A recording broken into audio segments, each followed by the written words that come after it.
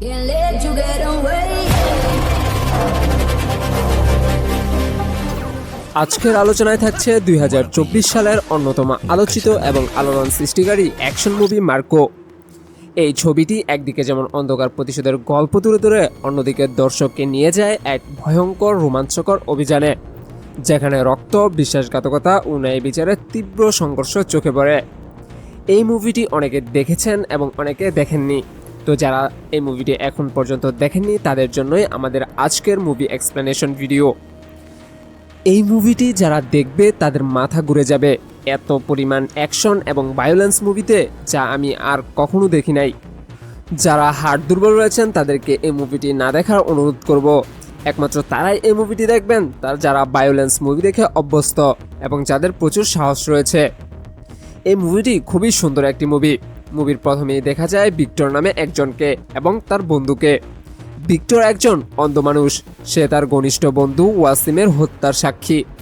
Victor অন্ধ হওয়া সত্ত্বেও হত্যাকারীর পারফিউম এবং গাড়ির নাম বুঝতে পেরে হত্যাকারীকে শনাক্ত করে। ওয়াসিমের হত্যাকারী হলো রাসেল ইসাক, যিনি ওয়াসিমের বড় ভাই তারিকের সাথে ষড়যন্ত্র করে এই হত্যাকাণ্ড করেছিলেন। কিন্তু দুঃখজনকভাবে ভিক্টর রাসেলের হাতে বন্দী হয়ে যায়। রাসেল তাকে হাইড্রোফ্লোরিক অ্যাসিডে পুড়িয়ে হত্যা করে।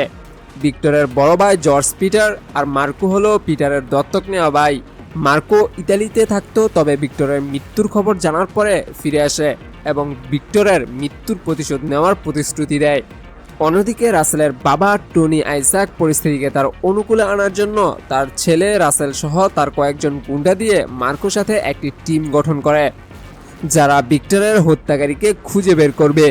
মার্কোর সাথেই তার ভাইয়ের হত্যাকারী ঘুরে, অথচ মার্কো নিজেও বুঝতে পারে না।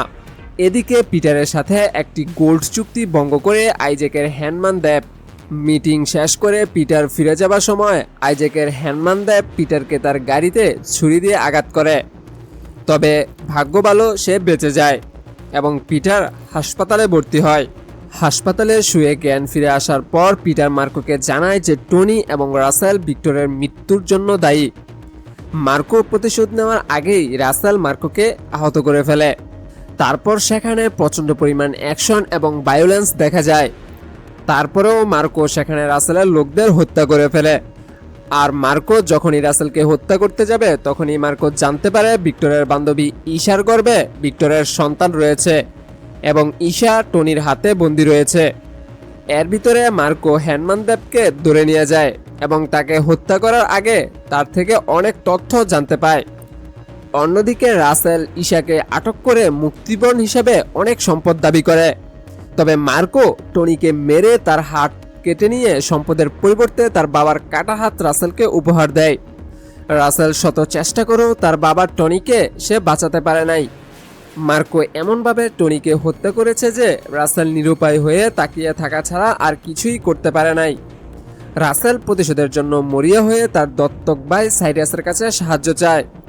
সাইরাস একজন নির্মম কসাই এবং খুবই ভয়ঙ্কর সে।